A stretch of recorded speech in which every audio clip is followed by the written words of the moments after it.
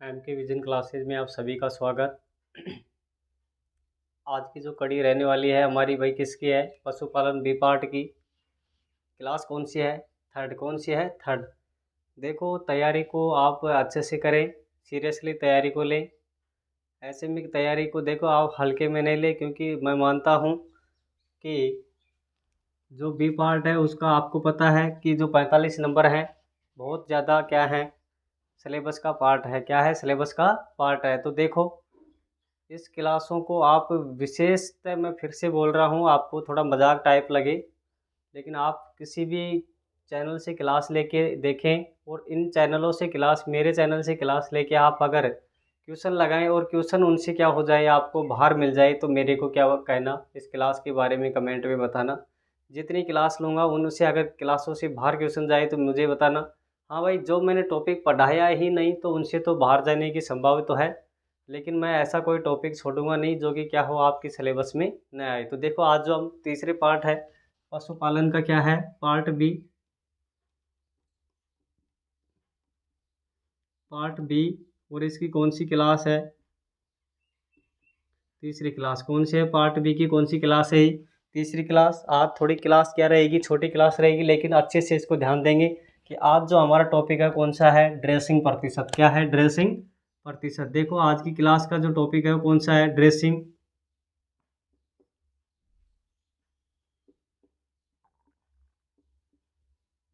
प्रतिशत। अब देखो, प्रतिशत सब जानते हैं कि क्या होता है, लेकिन ड्रेसिंग क्या होता है? विशेषतः इस पर ध्यान देना है कि ड्रेसिंग होता क्या है, कि जानवर के शरीर से जो प्राप्त मांस होता है वो क्या है इसका? ड्रेसिंग प्रतिशत। यानी कि जानवर के शरीर से हमें कितना मांस प्राप्त होता है उसको क्या बोलेंगे? ड्रेसिंग प्रतिशत। जो जानवर है उसको हम जैसे ही किसी भी उपयोग के लिए उसको क्या कर लेते हैं, जैसे मरा हुआ कोई भी जानवर है या फिर मारे गए जानवर से जितना मांस हमें प्राप्त होता है वो क्या है? उसका ड्रेसिंग प्रतिशत। तो ड्रेसिंग प्रतिशत किसका निकालते हैं? जानवरों के मांस का। किसका निकालते हैं? जानवरों के मांस का। तो इसमें नोट डाउन क्या करना है कि जानवर के शरीर से प्राप्त होने वाला मांस, जानवर के शरीर से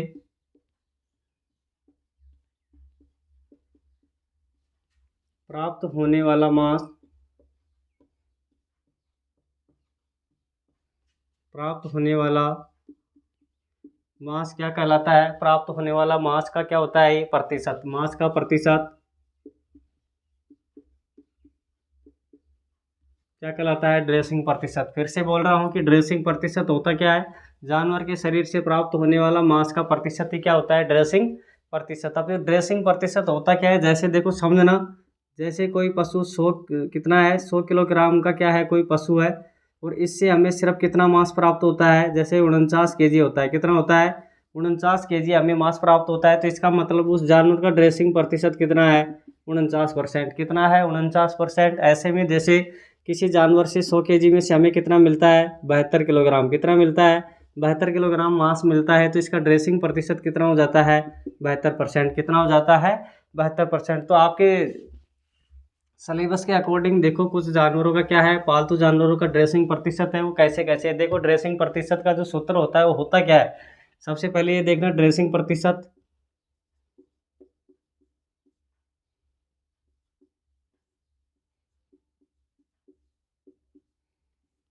अब ड्रेसिंग प्रतिशत होता क्या है भाई? देखो, ड्रेसिंग प्रतिशत में जानवर से प्राप्त क्या होता है?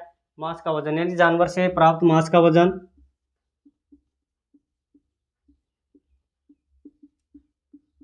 जानवर से प्राप्त मांस का वजन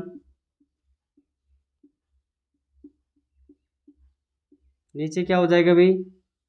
देखो, ये तो हमें जानवर से कितना मांस प्राप्त हुआ है, लेकिन कितने वजन में से हमें प्राप्त हुआ। देखो, इसमें ध्यान क्या देना है कि ये तो हमें प्राप्त हुआ, लेकिन कितने में से हमें प्राप्त हुआ। जैसे 100 को कहाँ लेके जाते हैं? नीचे। उसी तरह से वजन पूरा टोटल कहाँ रहेगा इसका? नीचे। जो जानवर है उसका टोटल वजन कहाँ रहेगा? नीचे। तो इसमें क्या हो जाएगा? जीवित जानवर के शरीर का वजन क्या होगा? जीवित जानवर के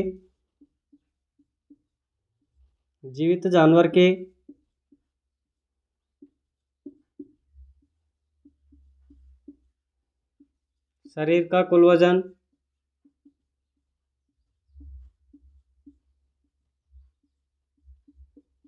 और गुणा में क्या हो जाएगा? 100। क्या हो जाएगा? 100। तो ये इसका क्या होता है भाई? सूत्र होता है, ध्यान रखेंगे। ड्रेसिंग प्रतिशत का सूत्र क्या हो गया, जानवर से प्राप्त मांस का वजन, यानी उससे हमें कितना मांस प्राप्त हुआ, और जीवित जानवर के शरीर का कुल वजन, यानी उसके कुल वजन में से कितना वजन हमें प्राप्त हुआ, गुणा 100। ये किसका होता है सूत्र, ड्रेसिंग प्रतिशत का। किसका सूत्र है, ड्रेसिंग प्रतिशत का। फिर देखो इसमें क्या होता है कि पालतू जानवर होते हैं, क्या होते हैं, पालतू जानवर होते हैं, उनमें से क्या होगा, देखो पालतू जानवरों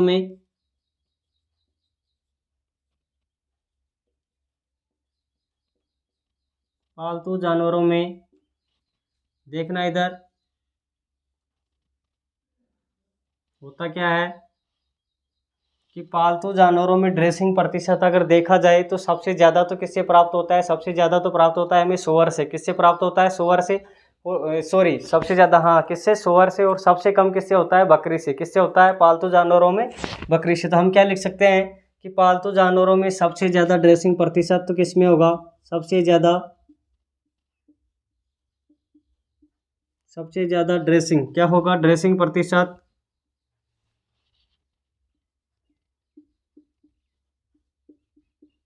सबसे ज़्यादा ड्रेसिंग प्रतिशत तो किसका होता है, सूअर का।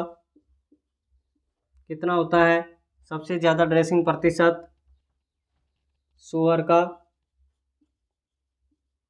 और ये कितना होता है, 72%। कितना होता है भाई, 72%। जबकि सबसे कम किसका होता है, पालतू जानवरों में सबसे कम ड्रेसिंग प्रतिशत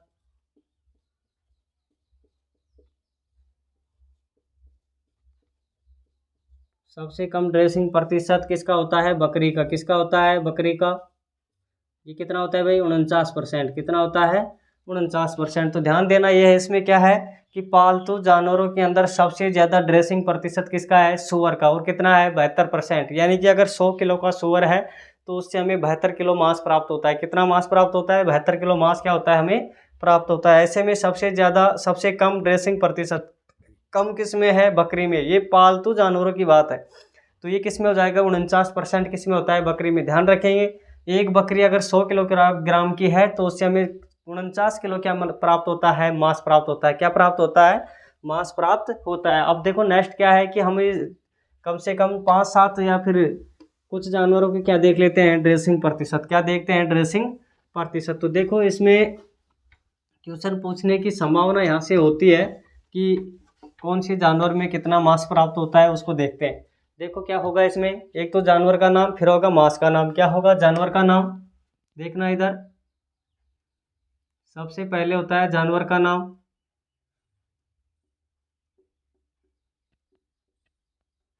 फिर क्या है, मांस का नाम,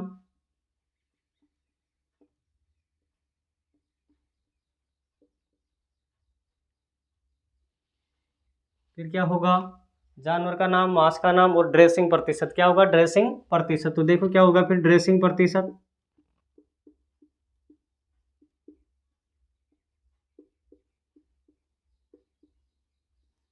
क्या होता है, ड्रेसिंग प्रतिशत। देखिए भाई, अब देखो इधर जानवर का नाम हो गया, मांस का नाम हो गया और ड्रेसिंग प्रतिशत। तो देखो इसमें बकरी, भेड़, गाय क्या होती है, बकरी, भेड़, गाय और भैंस।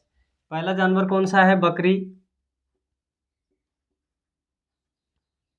फिर क्या है, बकरी के बाद में क्या लेते हैं, बकरी के बाद ले लेते हैं हम भेड़। थोड़ा बकरी से ज़्यादा होता है इसमें भेड़ में। फिर किस में होता है, भेड़ से ज़्यादा किस में होता है, गाय में या फिर भैंस में। तो देखो किस में होता है, गाय में। किस में होता है, गाय में। फिर किस में है, भैंस में। किस में है भाई, भैंस में। और भैंस के बाद में किस में है, मुर्गा मुर्गी में। और फिर किस में है, सुअर में, यानी मुर्गा मुर्गी में।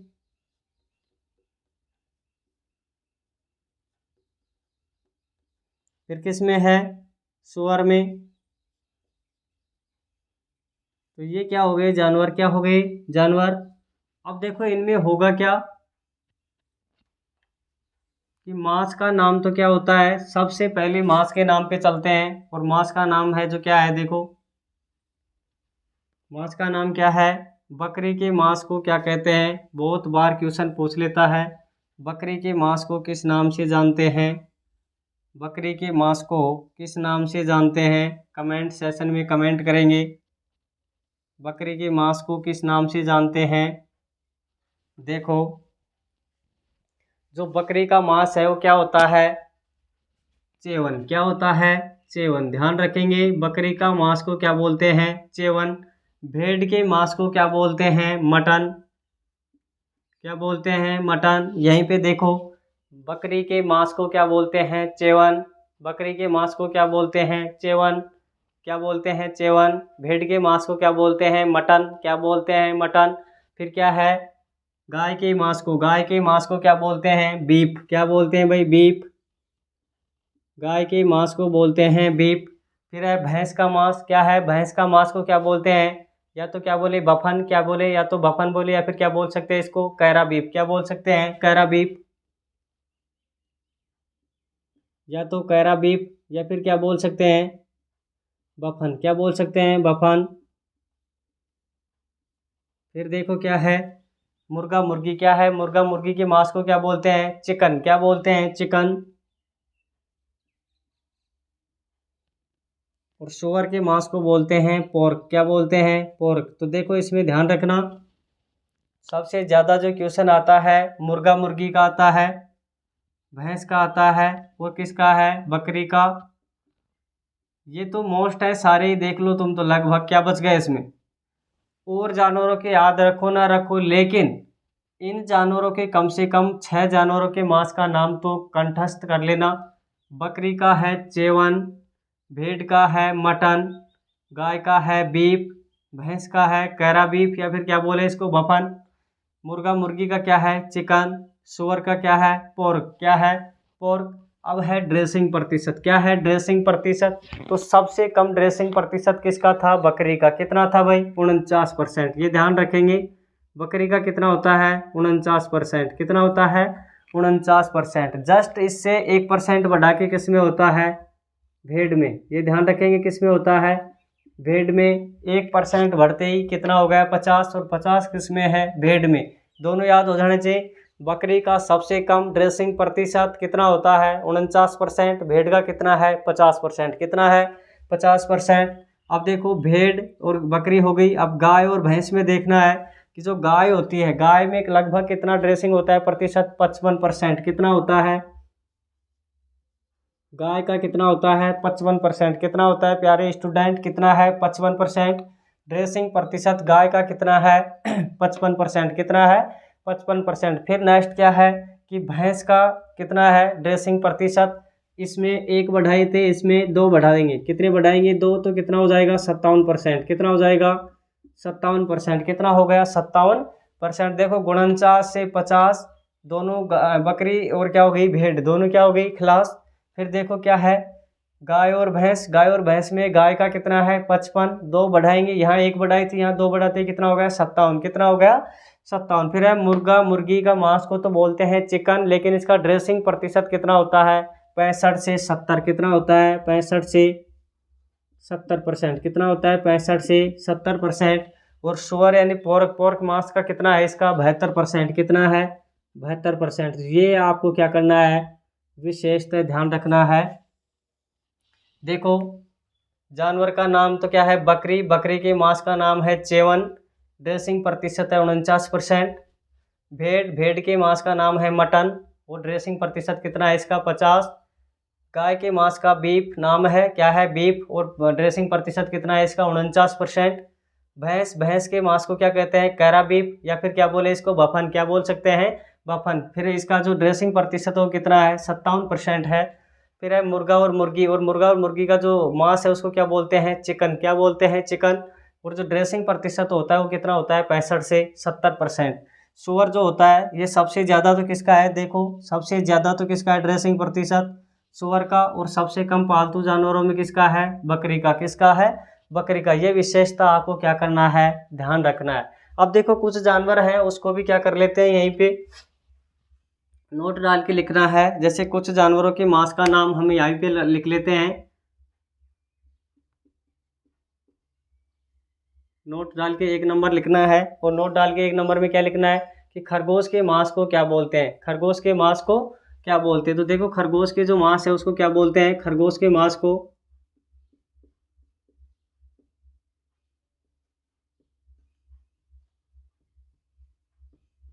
खरगोश के मांस को क्या बोलते हैं भाई? फिर दूसरा क्वेश्चन आता है, खरगोश हो गया। और क्या हो सकता है कि जो बछड़ा होता है उसके मांस को क्या बोलते हैं? गाय के मांस को तो हमने बीफ बोल दिया, लेकिन गाय के बछड़े का मांस जो होता है, नवजात शिशु का मांस है, उसको क्या बोलते हैं? ऐसे में घोड़े का मांस क्या होता है? तीसरा क्या हो जाएगा? घोड़े का मांस। किसका मांस? घोड़े का मांस। तो ये तो किसका हो गया? बछड़े का मांस। बछड़े का मांस, तो इसको तो क्या बोलेंगे? और तीसरा कौन सा है? घोड़े का मांस। किसका मांस है? घोड़े का मांस।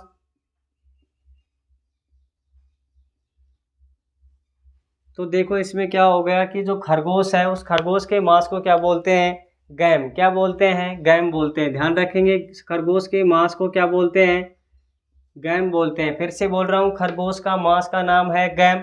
बछड़े का मांस होता है व्हील। क्या होता है? व्हील। क्या है? व्हील।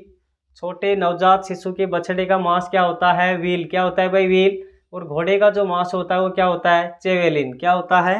चेवेलिन। ये ध्यान रखना है, चेवेलिन।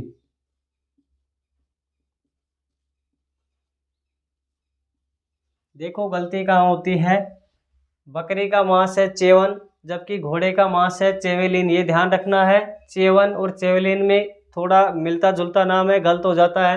तो आपको ऑप्शन मिलता है, बकरी के मांस को कहते हैं चेवन, चेवेलिन, गैम, ऐसे दे देगा मटन। तो उनमें हमें क्या करना होता है? ढूंढना होता है। और उसमें गलती क्या कर बैठते हैं? चेवलिन और चेवन में क्या हो जाती है? गलती। तो इसको गलती ना हो, इससे सुधार में क्या होगा? 3 अक्षर बकरी में है, 3 इसमें है चेवन में। आपको तो इतना याद रखना है, उसको छोड़ो, अपने आप आंसर लगेगा। 3 अक्षर बकरी में है, 3 अक्षर अपने मांस के नाम में है। कितने हैं? 3। बकरी के नाम में 3 है, चेवन के मांस में भी कितने हैं? 3। बच गया क्या? चेवलिन किसका होता है? घोड़े का। किसका होता है? घोड़े का। अब देखो ये तो क्या होता है कि ड्रेसिंग प्रतिशत के बारे में हमने क्या की? चर्चा की। तो अच्छे से इसको देखें और अपना क्या करें, या तो इसका क्या कर लें, स्क्रीनशॉट लें और इसको अच्छे से तैयार करें। अब देखो नेक्स्ट जो है वो क्या है?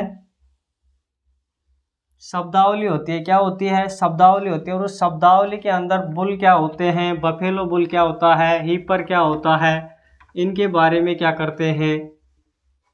चर्चा करते हैं। तो अगर आपको ये क्लासें समझ में आ रही हैं तो लाइक और सब्सक्राइब करें और अपने दूसरे भाइयों को भी बताएं। देखो आपको बहुत टाइम मिल गया, दिसंबर में भर्ती चली गई है, अच्छे से नोट्सों को तैयार करना है, किसी जल्दी में नहीं करें। अगर आपको टाइम मिला है तो इसका आपको क्या होना चाहिए? फ़ायदा भी होना चाहिए। तो अब देखो क्या होगा, शब्दावली क्या होती है? शब्दावली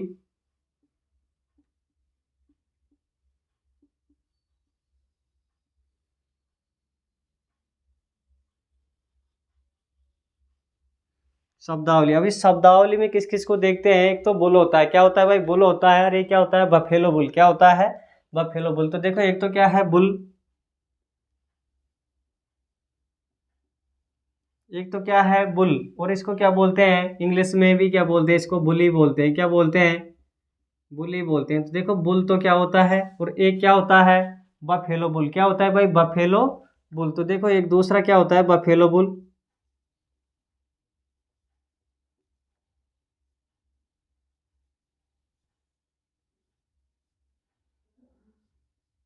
तो एक तो क्या है? बुल, और एक क्या है? Buffalo bull. अब देखो बुल क्या होता है? बुल एक क्या होता है? सांड होता है। क्या होता है? सांड को बोल सकते हैं, बैल को बोल सकते हैं, और ऑक्स यानी वो भी क्या होता है? एक बैल होता है। तो इसमें क्या होता है कि गोवंश के अंदर, किसमें? गोवंश के अंदर सांड किसमें होता है? गोवंश में होता है, इतना तो ध्यान है। और भैंसा किसमें होता है? बफेलो में होता है। किसमें होता है? बफेलो में। तो इसमें क्या होगा कि जो गोवंश है उसमें वयस्क नर होता है, जिसकी प्रजनन क्षमता क्या हो? सामान्य हो। क्या हो? सामान्य, यानी बच्चे पैदा करने की जो क्षमता होती है वो एक नॉर्मल यानी सामान्य होनी चाहिए। वो तो क्या है? बुल है। क्या है? बुल है। तो क्या लिखेंगे? गोवंश में वयस्क नर की, गोवंश में, गोवंश में, गोवंश में वयस्क नर की प्रजनन क्षमता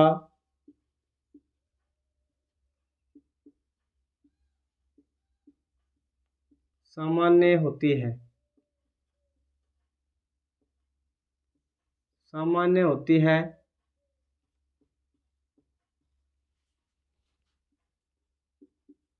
उसे क्या कहते हैं, उसे बुल, सांड, और क्या बोल सकते हैं, बुल, सांड, बैल, और क्या बोल सकते हैं, ओक्स कहते हैं। क्या कहते हैं, ये चीज़ें हमें विशेषता याद रखेंगे। देखो क्या हो गया कि बुल किसको कहेंगे, गोवंश में वयस्क नर जिसकी प्रजनन क्षमता सामान्य होती है। ध्यान रखेंगे कि जो प्रजनन जो क्षमता होती है उसकी सामान्यता जो होती है वो क्या होनी चाहिए, सामान्य होनी चाहिए। तो उसको क्या कह सकते हैं, बुल, सांड, बैल या ओक्स कहते हैं। क्या कहते हैं, ओक्स कहते हैं। ऐसे में भैंसे में हो जाएगा, किस में हो जाएगा, भैंसे में। यानी भैंसे में वयस्क नर जिसकी प्रजनन क्षमता, किसमें, भैंसे में, भैंसे में क्या हो जाएगा, वयस्क नर, भैंसे में वयस्क नर जिसकी जिसकी प्रजनन क्षमता, जिसकी प्रजनन क्षमता क्या हो, प्रजनन क्षमता सामान्य होती है।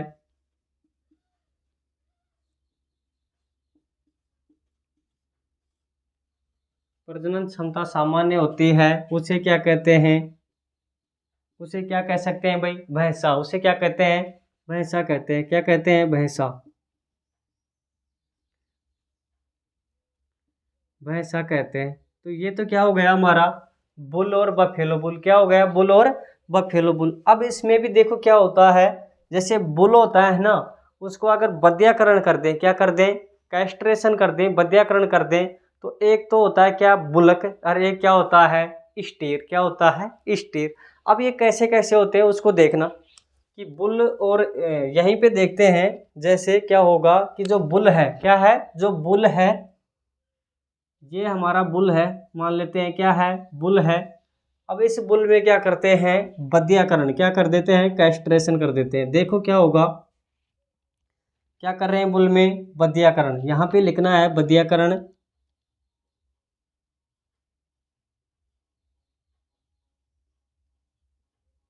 यानी कैस्ट्रेशन। क्या है, कैस्ट्रेशन।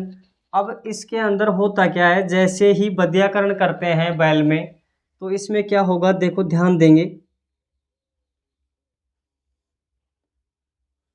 एक तो क्या बनता है इसमें, बोझा ढोने के लिए, किसके लिए, बोझा ढोने के लिए,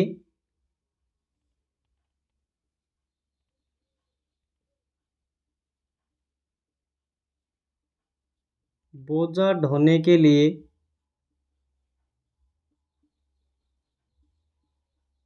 और एक क्या बनता है भाई, मांस उत्पादन के लिए। क्या होता है, मांस उत्पादन के लिए। तो एक तो हो गया बोझा ढोने के लिए, एक क्या हो गया, मांस उत्पादन के लिए।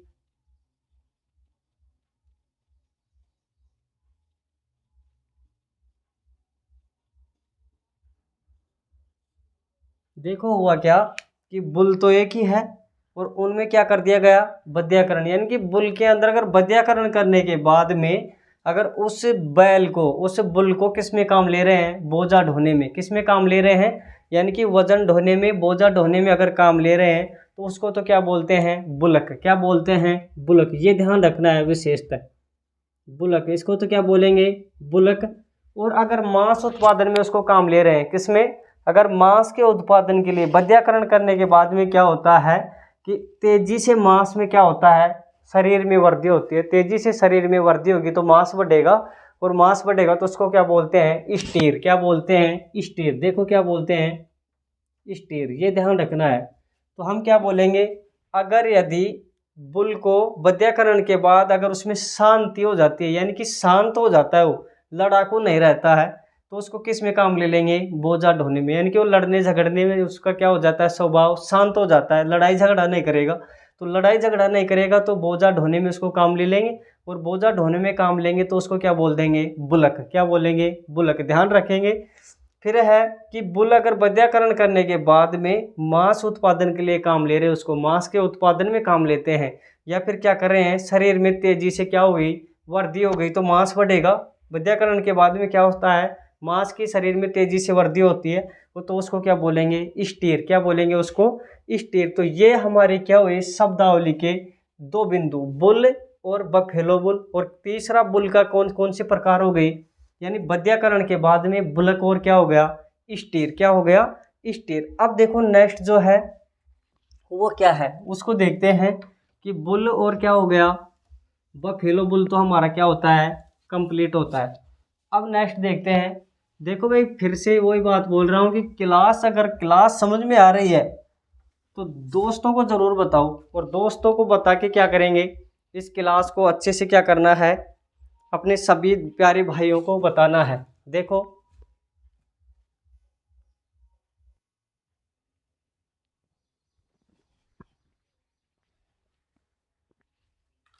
तो देखो हमने क्या पढ़ा, बुल, बफेलो बुल और बुलक, बुल बफेलो बुल और बुलक। तो इसके बारे में तो हमने क्या कर ली, चर्चा, क्या कर ली इसके बारे में, चर्चा। अब वो होती है अगर क्वेश्चन, देखो कैसे पूछेगा, क्वेश्चन को देखना, इधर ध्यान देना।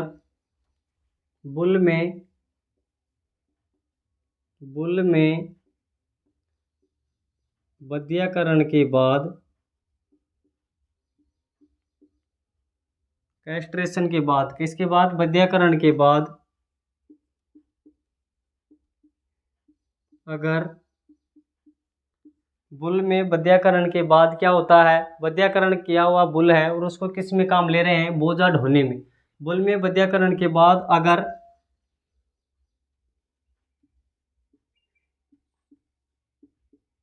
बुल शांत है तो उससे बोझा ढोने में, बोझा ढोने में काम में लिया जाता है।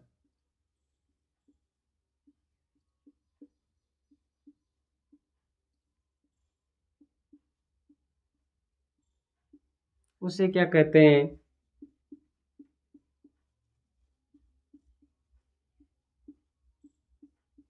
एक क्या होगा, जस्ट इसका दूसरा क्वेश्चन बनता है। कौन सा क्वेश्चन बनेगा भाई, कि बद्याकरण किया हुआ बुल,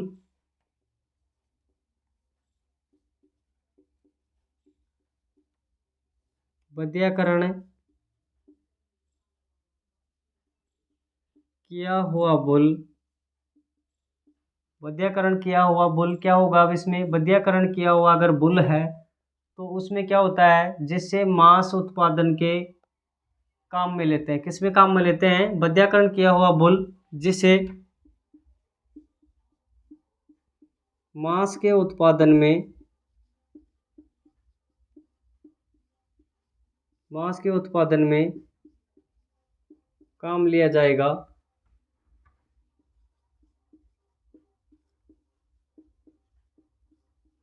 काम लिया जाता है, उसे क्या कहते हैं। तो क्या हो गया, देखो इसमें हुआ क्या कि एक तो क्या है, पद्याकरण के बाद में अगर उसको किसमें, मांस के उत्पादन में काम ले रहे तो इसको तो क्या बोलेंगे, स्टीर।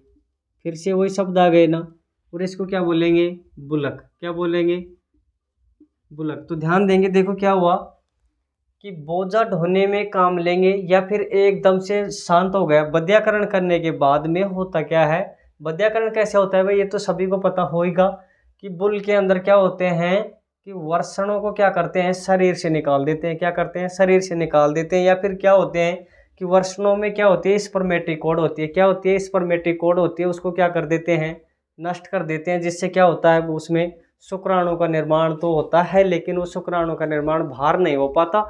और ऐसे में क्या होता है कि उसके शरीर में क्या होता है, कि मांस बढ़ता है, या फिर क्या हो जाता है, वो बिल्कुल लड़ाकू नहीं होता है, शांत हो जाता है। तो ऐसे में क्या होता है, उसको बुलक और स्टीर कहते हैं। अब देखो, अब क्या है कि बद्याकरण कैसे कैसे करते हैं, कौन कौन से मेथड हैं, कौन कौन से इसमें यंत्रों को काम लेते हैं, विशेषता क्या होता है, वहाँ से क्वेश्चन पूछता है। तो बुलक एवं स्टीर बनाने की प्रक्रिया देखो, बुलक एवं स्टीर बनाने की प्रक्रिया होगी, देखो कैसे,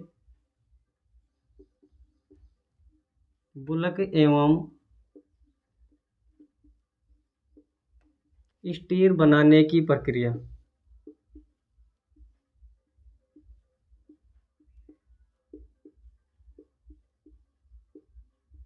देखो भाई क्या होगा इसमें,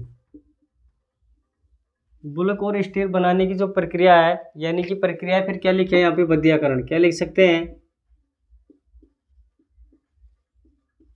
बध्यकरण। अब देखो इसमें क्या होगा, जैसे बुल है, क्या है, बुल है, और उस बुल के जो वर्षण है, इसको देखना ध्यान से। होगा क्या इसमें कि बुल के जो वर्षण होते हैं, देखो इधर होता क्या है इसमें, इसको विशेषता आपको क्या करना है, इसमें 2-3 शब्दों को याद रखना है, और वो कौन कौन से, देखिए इधर,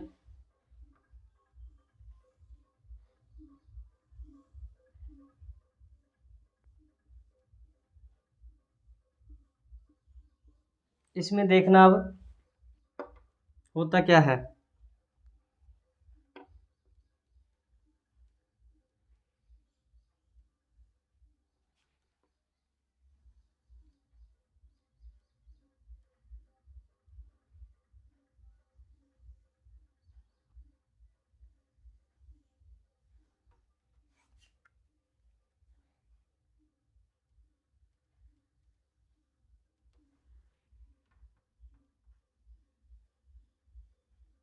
अब देखो इसमें क्या होगा कि जो बीचों बीच वाली है ना, ये तो क्या है, धमनी, क्या है ये तो क्या है, धमनी। और जो दोनों बाहर वाली है ये क्या है, स्पर्मेटिकोड, क्या है ये, और ये बाहर वाली देखो क्या है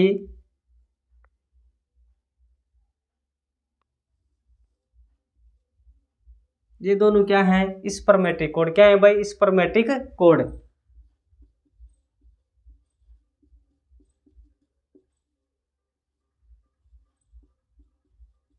देखो क्या है स्पर्मेटिक कोड, क्या है स्पर्मेटिक कोड। अब इसमें क्या होता है, देखो विशेषता कि जो धमनी होती है ना, वो धमनी क्या करती है, रक्त को क्या करती है, रक्त और ऑक्सीजन को कहाँ तक पहुँचाती है, ये वर्षणों तक पहुँचाती है, कहाँ तक पहुँचाती है, वर्षणों तक पहुँचाती है। तो ये तो क्या है, वर्षण, क्या है, बोल के वर्षण। अब इस वर्षणों में होता क्या है कि धमनी जो होती है, धमनी का विशेषता आपको फंक्शन का काम याद है कि धमनी क्या करती है कि जो प्योर ब्लड होता है उसको, प्योर ब्लड में ऑक्सीजन उपस्थित पहले से होती है, तो ऑक्सीजन और पोषक तत्वों को कहाँ तक पहुँचाती है, वर्षणों तक, कहाँ तक पहुँचाती है, वर्षणों तक। तो होता क्या है कि धमनी का कार्य, तो धमनी कर रही है क्या कि इसको यहाँ तक क्या उपलब्ध कराना, ऑक्सीजन। तो धमनी का तो कार्य क्या हो गया, ऑक्सीजन में क्या, ऑक्सीजन में पोषक तत्व,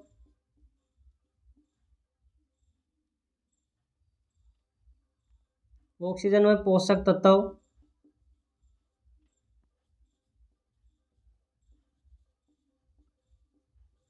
वर्षण को उपलब्ध कराना।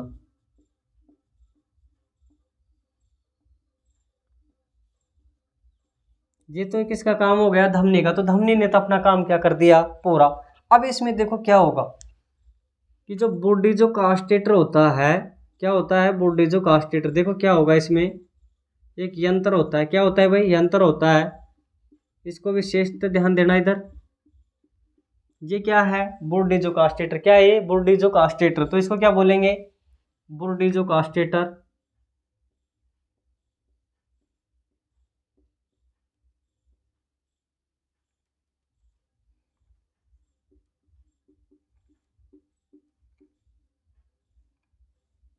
ये क्या है भाई, बुर्डिजो कास्टेटर, कौन है ये, बुर्डिजो कास्टेटर। अब इसमें क्या होता है बुर्डिजो कास्टेटर में कि जो स्पर्मेटिक कोड होती है, क्या होती है, स्पर्मेटिक कोड को क्या करते हैं, इसके अंदर नष्ट कर देते हैं, क्या कर देते हैं, नष्ट कर दिया जाता है। ध्यान रखेंगे कि बुर्डिजो कास्टेटर के द्वारा, इसके द्वारा, इसका काम देखो क्या हो जाएगा, इसके द्वारा, किसके द्वारा, बुर्डिजो कास्टेटर के द्वारा स्पर्मेटिक कोड को, किसको, स्पर्मेटिक कोड को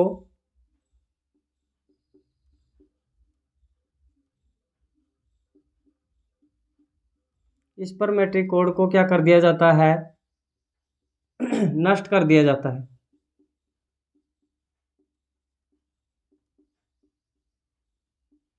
तो इसमें देखो क्या होगा, अगर स्पर्मेटिक कोड को नष्ट कर दिया जाता है तो इसमें जो धमनी होती है वो भी क्या हो जाती है, नष्ट हो जाती है। ये ध्यान रखेंगे क्या, देखो इधर, हुआ क्या कि जैसे ही बॉडी जो कास्टेटर को दबाएंगे, क्या करेंगे, इससे देखो कुछ नहीं होता है, ऐसे मत समझना कि ये क्या होती है रक्त बाहर निकलता है, ऐसा कुछ नहीं होता है इसमें।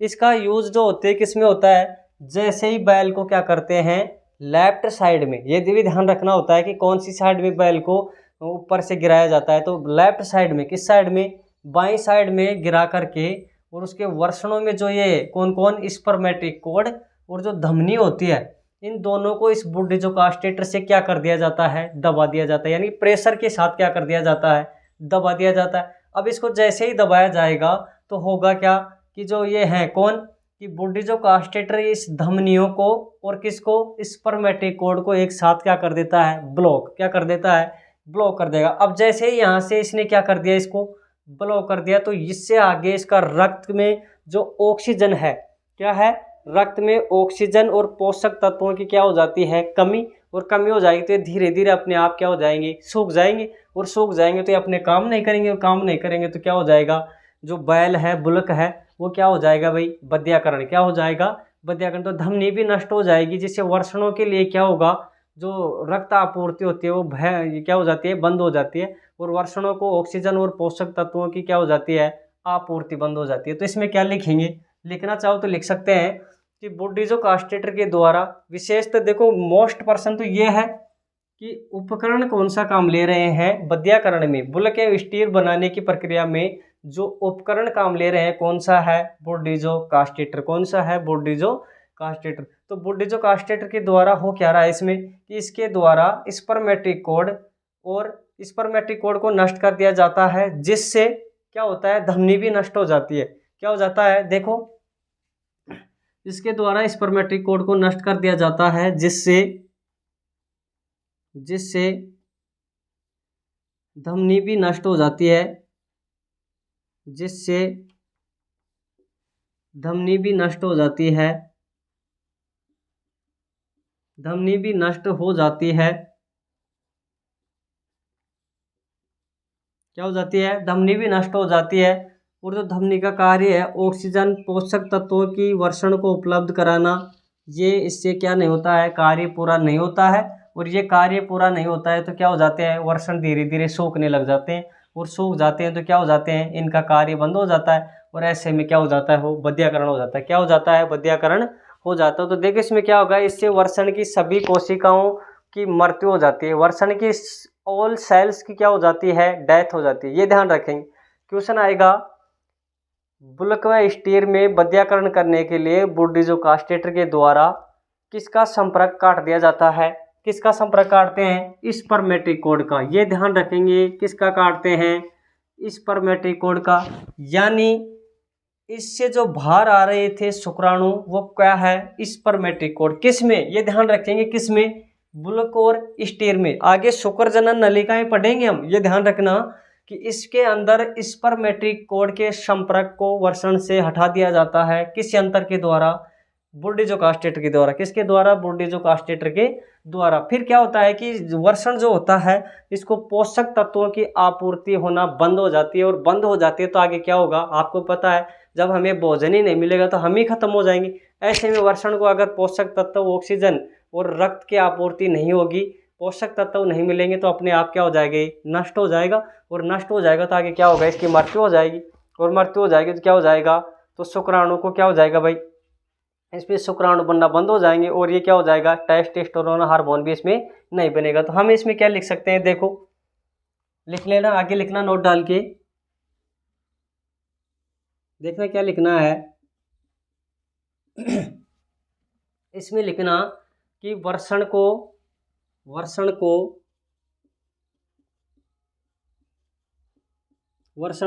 रक्त आपूर्ति व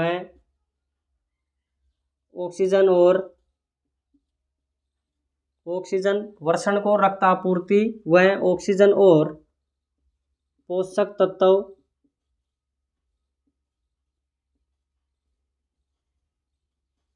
नहीं मिल पाएंगे,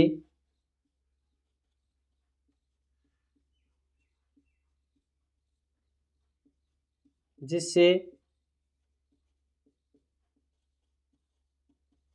वर्षण की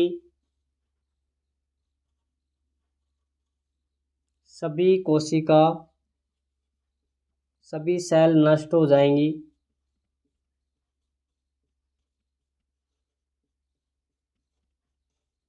सभी सेल क्या हो जाएंगी? नष्ट हो जाएंगी। क्यों हो जाएंगी भाई? कि वर्षण को अगर क्या नहीं मिल रहा है, ऑक्सीजन, रक्त आपूर्ति और इसके जो पोषक तत्व हैं वो नहीं मिलेंगे, तो नष्ट क्या हो जाती है, इसकी जो सेल्स होती है वो क्या हो जाती हैं? नष्ट हो जाती है, उनकी मृत्यु हो जाती है। ऐसे में क्या होता है कि इसमें शुक्राणु भी नहीं बनेगी। क्या होगा? तो शुक्राणु बनेगा या नहीं बनेगा? नहीं बनेगा। तो इसमें शुक्राणु नहीं बनेगा, यानी कि शुक्राणु का निर्माण नहीं होगा। शुक्राणु का निर्माण नहीं होगा।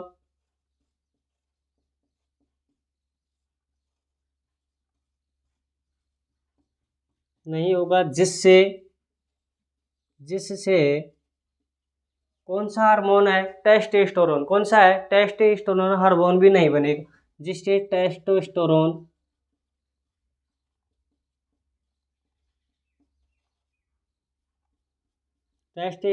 हार्मोन भी नहीं बनेगा।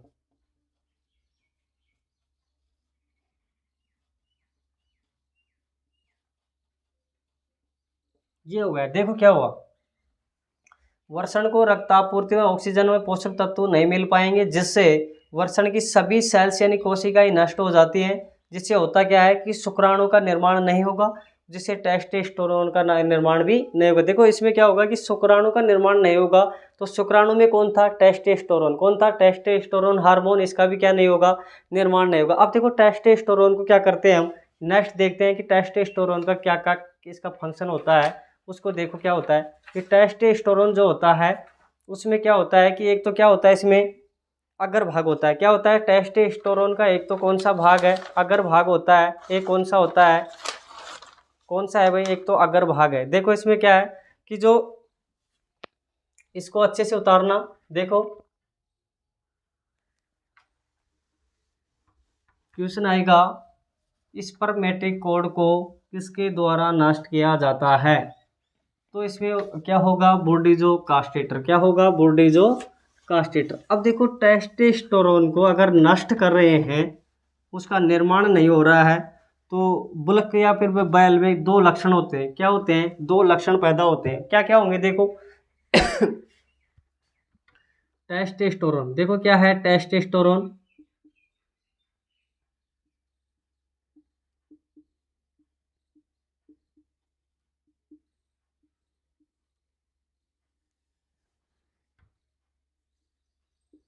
अगर यदि जानवर में उग्र जानवर शांत हो जाता है, क्या?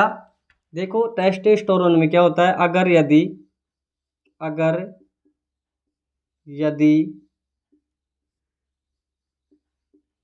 उग्र जानवर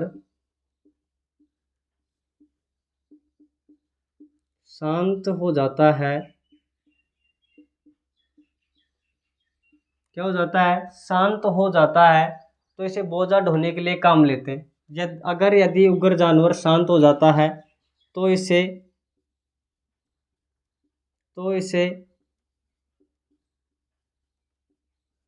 बोझा ढोने में काम लेते हैं। क्या लेते हैं? काम लेते हैं। तो इसको तो क्या बोल देंगे? बुलक। क्या बोल देंगे? यानी जिस बुल के अंदर टेस्टोस्टेरोन का निर्माण होना बंद हो जाएगा, तो वो क्या हो जाएगा? शांत हो जाएगा। क्या हो जाएगा? अगर यदि उसका उग्र स्वभाव था, उग्र जानवर शांत हो जाता है, तो उसको बोझा ढोने में काम लेंगे, तो उसको तो क्या बोल देंगे भाई? बुलक। क्या कह देंगे? बुलक। और अगर यदि शरीर का वजन तेजी के साथ बढ़ता है, क्या? यदि अगर यदि अगर यदि शरीर का वजन शरीर का वजन तेजी के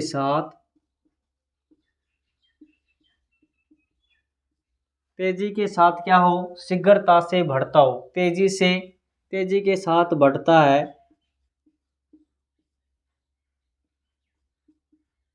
तो उसे मांस उत्पादन में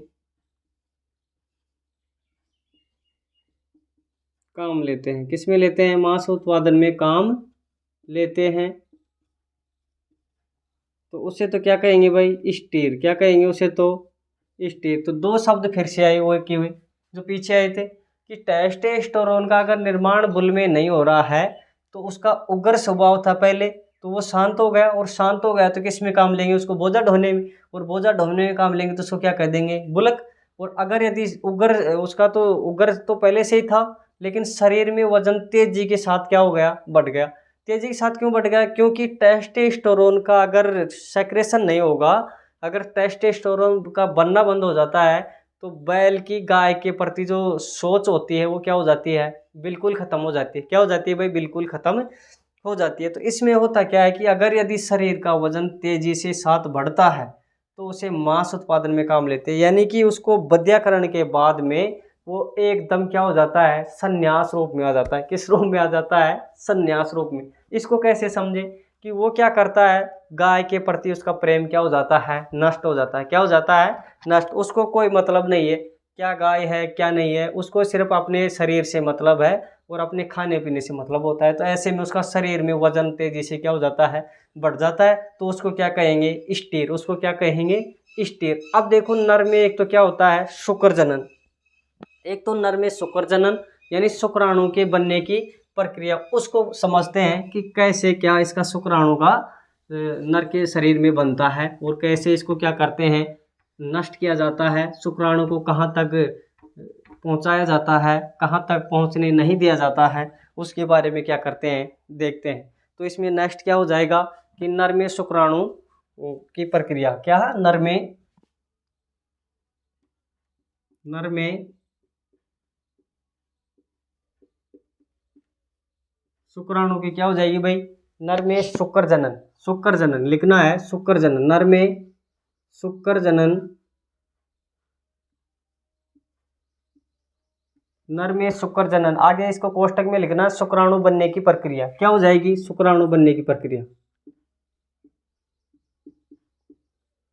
शुक्राणु बनने की प्रक्रिया। शुक्राणु बनने की प्रक्रिया। तो देखो इसको देखते हैं इसमें क्या होता है। नर जो होता है, ये सब जानते हैं कि नर के अंदर शुक्राणु के बनने की प्रक्रिया।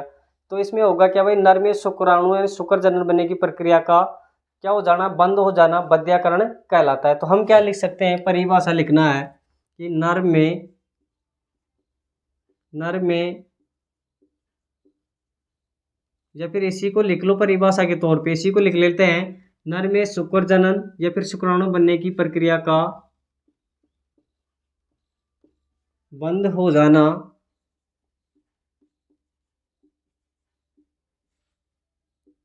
बध्यकरण कहलाता है।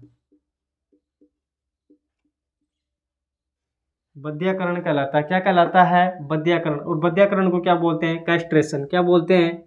बध्यकरण कहलाता है। बध्यकरण को क्या बोलते हैं भाई? कैस्ट्रेशन। कैस्ट्रेशन की स्पेलिंग क्या होती है? CASTRA।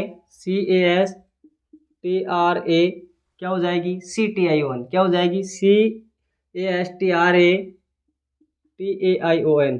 सही है क्या भाई? सही है क्या? CASTRA CASTRA CASTRA आगे क्या होगी? TRATION। क्या होगी? CASTRATION क्या होगी? TION। तो ये तो क्या होगी? इसकी कैस्ट्रेशन। क्या होगी? कैस्ट्रेशन। देखो नर में शुक्र जनन यानी शुक्राणु बनने की प्रक्रिया का बंद हो जाना बध्यकरण कैस्ट्रेशन कहलाता है। क्या कहलाता है? कैस्ट्रेशन या बध्यकरण कहलाता है। तो ये तो क्या होगी? इसकी परिभाषा क्या होगी भाई? परिभाषा। ठीक है, हम मान लिए क्या हो गया कि शुक्र जनन में क्या नहीं हो रहा है? शुक्राणु का स्पर्म का कोई भी निर्माण नहीं हो रहा है, बंद हो गया। क्या हो गया? बंद हो गया। तो उसको क्या बोल देंगे? बध्यकरण। क्या बोल देंगे? बध्यकरण। अब इसमें क्या होता है कि मादा में भी होता है। ये तो नर की बात होगी, नर में तो उसको क्या बोल दिया? कैस्ट्रेशन। लेकिन अगर ये ही प्रक्रिया किस में हो जाए, मादा में, किस में हो जाए, मादा में, तो उसको क्या बोलेंगे, देखो लिखना, मादा में, मादा में क्या है, मादा में बध्यकरण के लिए, मादा में बध्यकरण के लिए, मादा में बध्यकरण के लिए कौन सा शब्द काम लेते हैं भाई, बध्यकरण के लिए, बध्यकरण के लिए स्पेइंग शब्द काम में लेते हैं, स्पेइंग क्या लेते हैं, स्पेइंग क्या होता है भाई, स्पेइंग,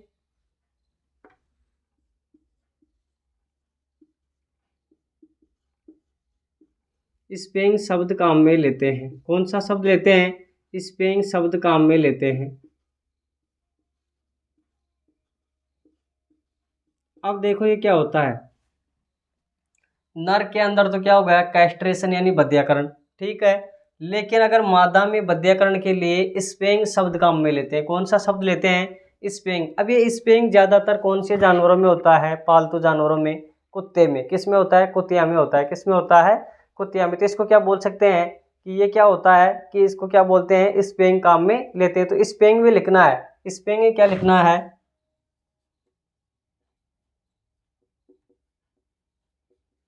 स्पेइंग में लिखना है कि स्पेइंग में होता क्या है कि मादा जानवर के शरीर से अंडाशय, अंडवाहिनी एवं गर्भाशय, इसमें मादा जानवर में, मादा जानवर में अंडाशय, गर्भाशय व अंडवाहिनी, अंडवाहिनी, देखो स्पेइंग क्या होता है, मादा जानवर में अंडाशय, गर्भाशय व अंडवाहिनी को शरीर से बाहर निकाल देना,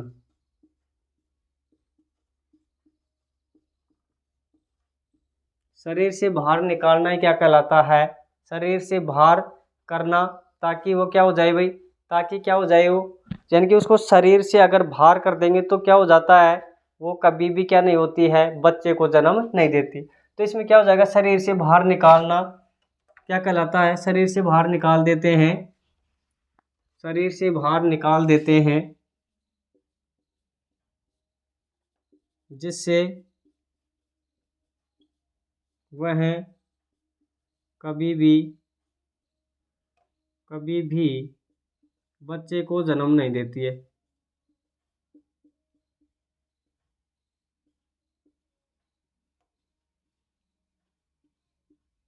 देखो क्या हुआ, स्पेइंग, सबसे पहले देखो कि मादा में बध्यकरण के लिए जो शब्द प्रयोग लेते हैं कौन सा है, स्पेइंग। और ये स्पेइंग होता क्या है कि मादा के जानवर से अंडाशय, गर्भाशय और अंडवाहिनी क्या क्या है, यूट्रस यानी गर्भाशय, क्या क्या है, देखो इधर बध्यकरण के लिए स्पेइंग में क्या क्या लेते हैं, अंडाशय को, किसको, अंडाशय को, ओवम क्या है, ओवम को, यूट्रस गर्भाशय, और क्या है अंडवाहिनी, फैलोपियन ट्यूब क्या है, फैलोपियन ट्यूब। इन तीनों को शरीर से बाहर निकाल देते हैं। तो इसको बाहर निकाल देंगे तो शरीर में क्या नहीं होगा, निषेचन नहीं होगा, क्या नहीं होगा, फर्टिलाइजेशन नहीं होगा, जिससे उसमें बच्चे पैदा करने की क्षमता क्या हो जाती है, बिल्कुल नष्ट हो जाती है। तो उसको क्या बोल सकते हैं, स्पेइंग, क्या बोल सकते हैं, स्पेइंग। अब होता क्या है कि जिस मादा के स्पेइंग की जा चुकी है, जिस मादा में स्पेइंग की जा चुकी है उसको कहते हैं स्पोइड, क्या बोलते हैं, स्पेड कहते हैं उसको, क्या बोलते हैं भाई जी, उसको क्या बोलते हैं, स्पेड, क्या बोलते हैं, स्पेड। तो देखो इसमें क्या होता है कि जिस मादा में स्पेइंग की जा चुकी है, क्या हो जाएगा, जिस मादा में, जिस मादा में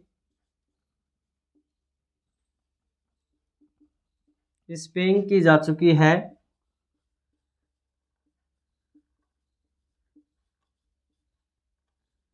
स्पेइंग की जा चुकी है, उसे उसे क्या कहते हैं, स्पेड, क्या कहते हैं उसे, स्पेड।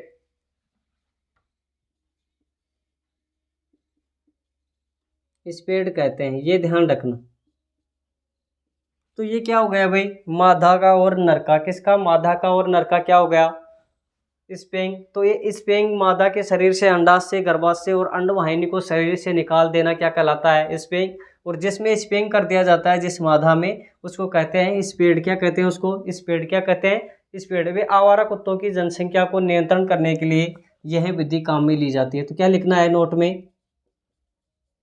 आवारा कुत्तों को, आवारा कुत्तों को, आवारा कुत्तों का नियंत्रण करने के लिए यह प्रक्रिया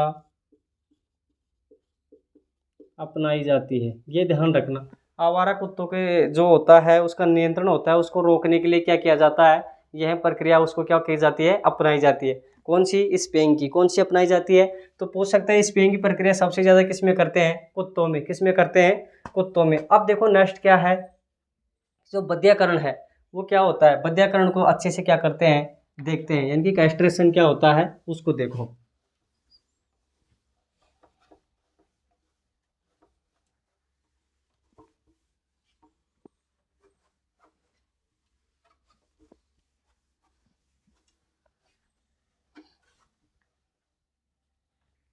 देखना भाई बध्यकरण।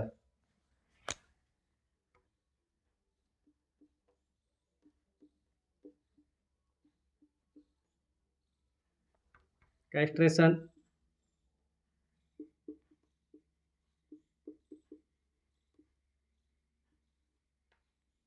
कैस्ट्रेशन क्या होगा? कैस्ट्रेशन। इसमें क्या होगा कि इसकी परिभाषा के तौर पे देखें तो क्या हो सकता है कि नर में शुक्राणु बनाने की प्रक्रिया को बंद कर देना है, क्या कहलाता है? बध्यकरण। क्या कहलाता है? बध्यकरण। तो क्या हो जाएगा, अगर इसकी डेफिनेशन देखेंगे, परिभाषा, तो क्या हो जाएगी? देखिए, नर में शुक्राणु, नर में शुक्राणु बनने की प्रक्रिया, नर में शुक्राणु बनने की प्रक्रिया का बंद हो जाना क्या कहलाता है? कैस्ट्रेशन। क्या कहलाता है? कैस्ट्रेशन। तो नर में शुक्राणु बनने की जो प्रक्रिया होती है उसका क्या हो जाना भाई? बंद हो जाना क्या कहलाती है? कैस्ट्रेशन। अब इसके फायदे क्या हो सकते हैं, इसके नुकसान क्या होते हैं? इसके दो होते हैं। क्या? इसके दो कई तो फायदे होते हैं, कई ही नुकसान होते हैं, सॉरी। देखो, इसके फायदे भी होते हैं तो नुकसान भी होते हैं। होता क्या है कि उगर जानवर अगर शांत हो जाए तो उसको बोझा ढोने में काम लेते हैं। तो इसका तो क्या हो गया? ये तो हो गया आपको लाभ। क्या हो गया? लाभ। पहला लाभ क्या हो गया? उग्र जानवर, उग्र जानवर यदि शांत हो जाता है, उग्र जानवर शांत हो जाता है, जिससे करते क्या हैं, जिससे उसे बोझा ढोने में, जिससे उसे बोझा ढोने में काम में लिया जाता है, बोझा ढोने में काम लिया जाता है, जिसे क्या कहते हैं? जिसे क्या कहते हैं? बुलक। क्या कहते हैं? बुलक। दूसरा क्या हो जाएगा? दूसरा इसका जो फायदा है वो क्या हो जाएगा भाई? दूसरा फायदा कि जानवर के शरीर का वजन तेजी से बढ़ गया है। क्या? कि बध्यकरण के बाद में जानवर का शरीर, जानवर का शरीर, जानवर का शरीर, जानवर का शरीर जो है, जानवर का शरीर तेजी के साथ, तेजी के साथ बढ़ जाए,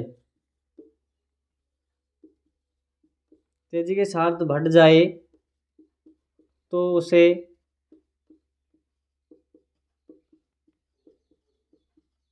मांस उत्पादन में, मांस उत्पादन में काम लिया जाता है। तो उसको तो क्या बोल देंगे? स्टीर। क्या बोल देंगे? स्टीर। तो ये तो इसके क्या हो गए? लाभ। क्या हो गए इसके? लाभ। ये ध्यान रखना, ये तो इसके लाभ हो गए। किसके? बध्यकरण के दो लाभ कौन कौन से हो गए?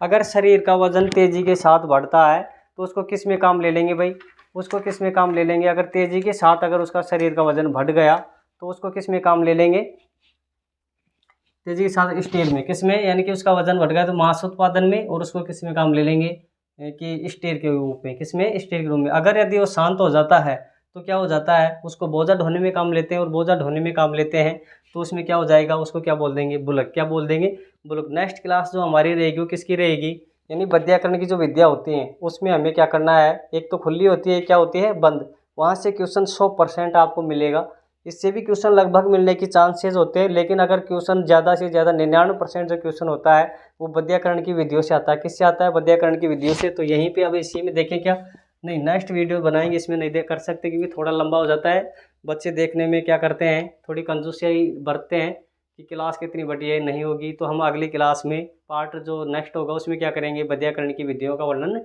करेंगे। अगर क्लास समझ में आई हो तो सभी स्टूडेंट को यही मेरा आग्रह है कि सभी दोस्तों को भेजें और नोट्स सुचारू रूप से बनाए। भाई मैं फिर से बोल रहा हूँ, अगर नोट्सों में कंजूसाई बरतेंगे तो आपको नुकसान होगा, गारंटेड है। ये जो है ये एनसीईआरटी के प्रॉपर डेटा है, किसके हैं, एनसीईआरटी के प्रॉपर डेटा से उठाए गए हैं।